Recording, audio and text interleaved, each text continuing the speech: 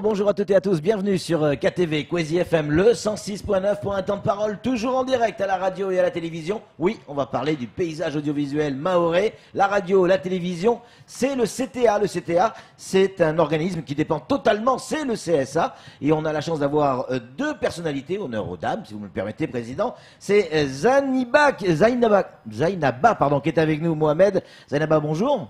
Bonjour. Vous représentez, on vous connaît, hein, vous êtes déjà venu sur le plateau, vous représentez le CSA ici à Mayotte, et on a le président Jean Brenier qui est avec nous. Brenier, on dit Brenier. Jean Brenier, le président du CTA. Bonjour. Président, première question, elle est pour vous. À quoi ressemble aujourd'hui le paysage audiovisuel mahorais? C'est combien de radios, combien de télévisions que vous devez surveiller? Parce que le CSA, c'est le gendarme de l'audiovisuel. Gendarme, c'est pas un terme qu'on aime beaucoup. Hein. Et pourtant, c'est une réalité. On dit plutôt régulateur. Ouais. Bon, ça, c'est des nuances de vocabulaire. Mais, écoutez, c'est 21 radios dites petites radios, c'est-à-dire radio de catégorie A, parce qu'il y a des catégories dans les radios. Et puis, 8 radios dites commerciales. D'accord. Dont la vôtre. Oui, tout à fait. Plus une radio de service public. Oui, plus les radios de service public. Oui, tout à fait. Donc ça fait quand même beaucoup de radios, c'est une trentaine de radios sur Mayotte. On se classe comment par rapport à d'autres territoires de notre taille? C'est un nombre de radios normal ou on en a plus qu'ailleurs? Non, c'est normal. Il y en a beaucoup à La Réunion parce que c'est à cause du relief de La Réunion qui est assez particulier. Oui. Mais sinon, non, la caractéristique, c'est qu'il y a beaucoup de petites radios. Oui, c'est ça. Par rapport de quartier, de village. Oui. Et ça aussi, c'est important. Alors, quelles sont leurs principales difficultés? Hier, il y a eu, dans l'hémicycle Bamana, un espèce de séminaire, une rencontre où toutes les radios, presque toutes les radios étaient là, et ils vous ont fait part de leurs problèmes pour essayer de trouver des solutions. Quel est le problème principal des radios associatives aujourd'hui? Le problème principal est financier, en fait. Oui. Voilà, ils ont beaucoup de peine à trouver de la finance. Oui. Notamment parce que en fait, l'État, pas le CSA, mais l'État lui-même directement, a un fonds de soutien pour les petites radios, justement. Oui. Et ici, ils ont pas mal de peine à gérer ça. Donc, il n'y a pas beaucoup de radios qui perçoivent ce fonds de soutien. Oui. Donc, ils n'ont pas beaucoup d'argent. Oui. Il y a des exigences quand même assez particulières. Par exemple, il faut que leur compte soit attesté par un expert comptable, etc. Et ça coûte de l'argent. Et tout ça, ça coûte de l'argent. Donc, c'est un système qui se mord un peu la queue, quoi, en fait. C'est clair. Zainaba, quand vous êtes au contact au quotidien de ces radios, qu'est-ce qu'ils vous disent, ces patrons de radio qui sont des présidents? Tout le monde est président, mais présidents d'associations. Ils ont tous un travail derrière. Et c'est vraiment l'esprit radio associatif, faire vivre une radio. Qu'est-ce qu'ils vous disent? C'est quoi les problèmes qu'ils rencontrent? Je pense que mon président a bien expliqué le problème majeur qui est lié aux finances. À côté de ça, effectivement, on a aussi le problème lié au recrutement en fait, des professionnels, c'est-à-dire des personnes effectivement qui ont des compétences en animation ou autre. La plupart du temps, ces radios en fait sont dirigées effectivement par des personnes qui travaillent. Mais en majorité de temps, on a plutôt des bénévoles, donc des jeunes qui viennent, qui animent ces radios. Donc, Alors, comment recruter, Président, des professionnels pour faire en sorte que ces radios associatives arrivent à s'inscrire dans le PAM, pardon pour l'expression, le paysage audiovisuel mahorais, on en plaisantait tout à l'heure, mais elle a forcément raison. Ces radios associatives vont avoir besoin de professionnels, mais qui dit professionnel dit salaire. Qui dit salaire dit argent. Vous le disiez à l'instant, c'est le serpent qui se mord la queue. Elle est où la solution? Nous, ce qu'on essaye de promouvoir, ce qu'on a fait hier avec la réunion des radios, c'est de promouvoir une fédération. Pour que elle existe, je crois, à Mayotte. Elle existe déjà, mais elle n'est pas très vivante. Ouais. Et en fait, il y a plein de choses qui peuvent se mutualiser entre les radios. Ouais. Mais cela dit, partout, on constate que les bénévoles sont de moins en moins nombreux. Et que les employés ont été supprimés aussi. C'est ça. Donc le problème, il est un peu difficile, c'est sûr. Ouais. Alors, quelle est la différence, pour nos téléspectateurs et auditeurs, la différence entre ces catégories de radio? Quelle est la différence entre une radio commerciale et une radio associative? Alors, la différence principale, c'est que la radio commerciale fait de la publicité, alors que la petite radio est limitée à 20% de son budget au niveau de la publicité. De son budget, c'est-à-dire de ses recettes. De ses dépenses, pardon. C'est-dire qu'elle a droit à 20% de publicité par rapport... Son chiffre d'affaires. C'est ça, d'accord. Oui. Et oui, donc forcément... C'est pas beaucoup. C'est pas beaucoup, donc il faut qu'ils trouvent des ressources ailleurs. Ouais. Ces subventions, on a vu hier qu'il y avait Mo Kalfan qui était là du cabinet Kalfan, hein, un expert comptable. Il essayait d'expliquer les situations et comment on pouvait trouver des subventions, mais on avait le sentiment, quand on écoutait effectivement les explications et les réactions, que les associations radiophoniques ici à Mayotte sont à milieu de tout ça. On a l'impression qu'on a vraiment du retard par rapport notamment à la Réunion d'où vous venez, Président. Effectivement, parce que pour pouvoir en fait avoir une subvention, il faut avant tout déjà aller les chercher, trouver où on peut les trouver. À partir de là, une fois qu'on sait où trouver les subventions, monter des dossiers. Ah oui. Donc la difficulté effectivement qu'ils rencontrent, c'est par rapport au montage de dossiers, etc. Donc rien que ça, déjà, c'est une difficulté. Donc ce qui fait que, en tout cas, moi en tant que membre du CTA, on invite quand même aux radios associatives de plutôt se rapprocher de ceux qui connaissent déjà les dossiers et à partir de là, donc collaborer pour qu'ils puissent par la suite voilà, monter les dossiers ensemble. Parce que, comme il le disait, parmi toutes ces radios, on en a quand même qui perçoivent des subventions. Oui. Et là, d'ailleurs, mon président parlait de la fédération. La fédération existe depuis le 2016 et jusqu'à maintenant, il y a eu quand même des actions qui ont été faites. Oui. Et rien qu'hier, d'ailleurs, ils nous ont appris que parmi les radios qui ont adhéré, on en a quand même 8, et parmi les 8, en tout cas pour cette année, ces 8 ont déjà monté des dossiers de fonds de soutien. Donc c'est déjà pas mal. On parlait des radios, mais il y a aussi des télés à Mayotte. On en sait aussi quelque chose. Il y a 3 télés. Hein. Il y a Mayotte Première, il y a Télémante et Kwezi Télévision. Et on va s'intéresser à la TNT. On a 10 ou 11 chaînes, je crois, sur la TNT ici à Mayotte.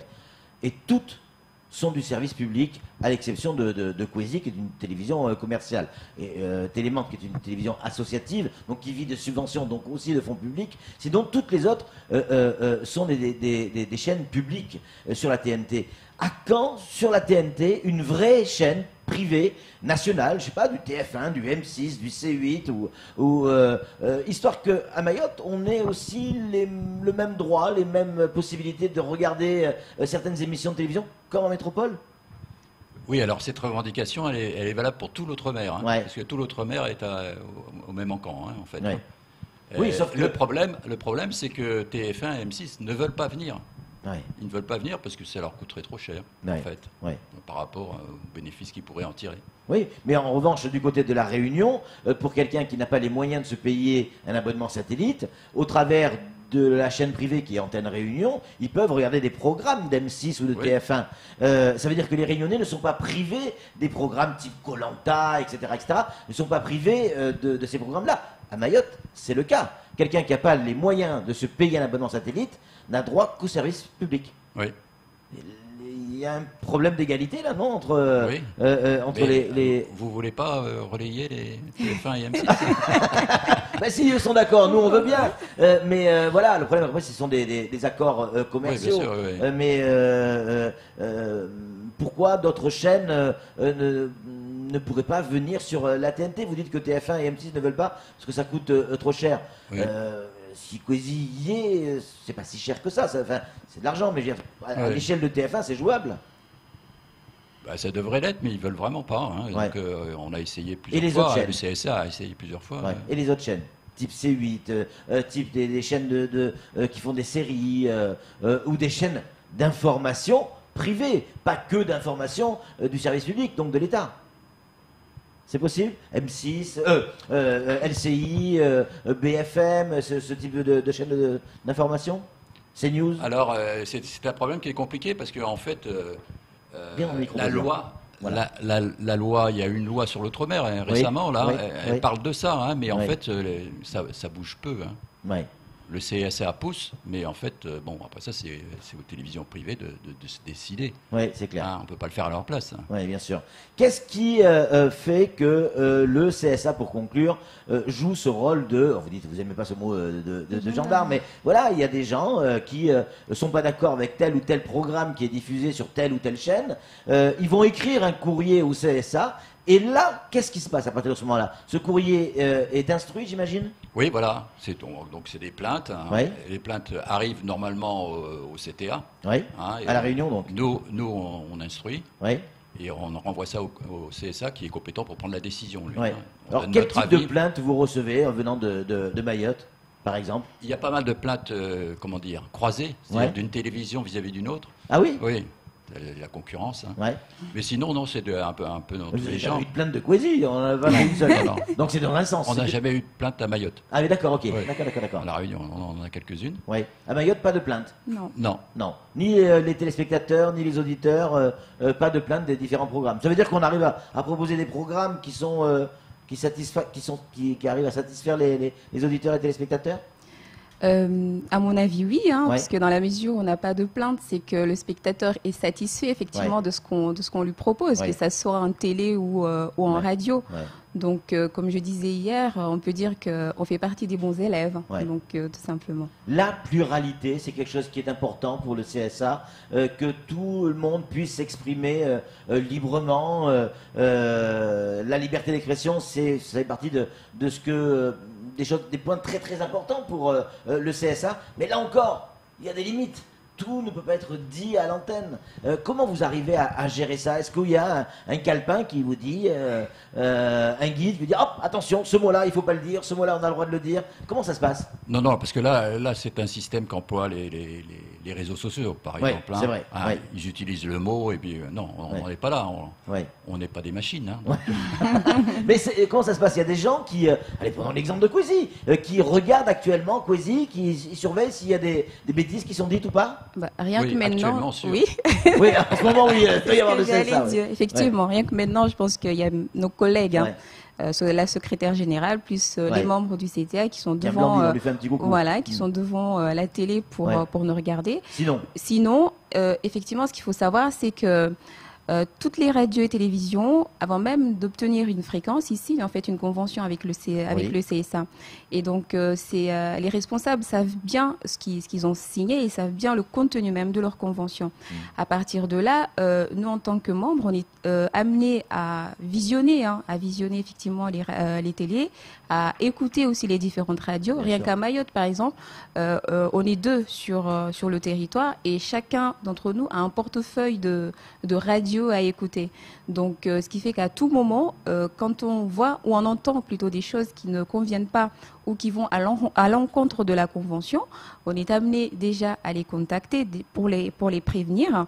Et suite à cela, donc on contacte nos collaborateurs en permanence à La Réunion pour en discuter, déjà pour leur faire part et pour en discuter. Et après, donc on se réunit en réunion du CTA 2 fois tous les 2 mois pour étudier effectivement ces dossiers et puis donner un avis par rapport à tout ça. Président, satisfait de votre visite? Les Mahorais sont des bons élèves? Entre les radios et les télévisions? Parce qu'on a pu voir pas mal de monde, en fait. C'est pas fini d'ailleurs. Mais non, c'était très intéressant parce que c'est mieux de voir les gens. Hein. Ah, c'est clair. En tout cas, merci beaucoup d'être venu d'abord sur Mayotte et puis de nous rendre visite sur le plateau. Merci à vous également. Nous, on va se quitter. C'est tout pour ce temps de parole. Tout de suite, la suite de nos programmes.